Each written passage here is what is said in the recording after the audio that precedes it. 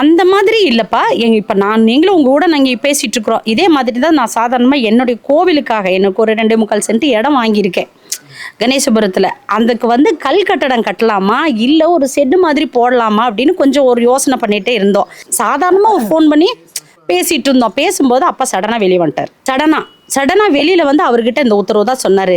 என்னடா என்னை பற்றியே பேசுகிறீங்களா, திருவண்ணாமலையில் நடந்த விஷயத்தை பற்றி நாங்கள் பேசும்போது சடனாக சொல்லிட்டார். அப்போ அவர் ஒரு விஷயம் என்கிட்ட சொன்னார். அப்போ அவர் சொன்னார், அம்மா இந்த மாதிரி ஒரு ஓலைச்சுவடியில் இந்த மாதிரி ஏதோ அக்னி பிளம்பாக வரப்போகுது அப்படின்ற மாதிரி ஒரு விஷயம் கூட அதில் இருந்தது. அப்போ நீங்கள் சொல்கிறத பார்த்தா, ஐயா சொன்னதை பார்த்தா ஏதோ விஷயம் நிஜமால் நடக்க போகுதுதாம்மா அப்படின்னு அதாவது தெளிவானதுக்கப்புறம் ஐயன் இறங்கினதுக்கப்புறம் அப்புறம் அவர் என்கிட்ட சொன்னார். அப்போ நான் மறுபடியும் மனசார நான் எப்போதுமே என் ஐயனோட பேசும்போது தியானத்திலிருந்தும் கேட்பேன். இப்போ இந்த வேள்வி இப்படி பண்ணும் பொழுது கண்டிப்பாக இந்த நிலை மாறும் அப்படின்னு அப்பா உத்தரவு வச்சிருக்காரு.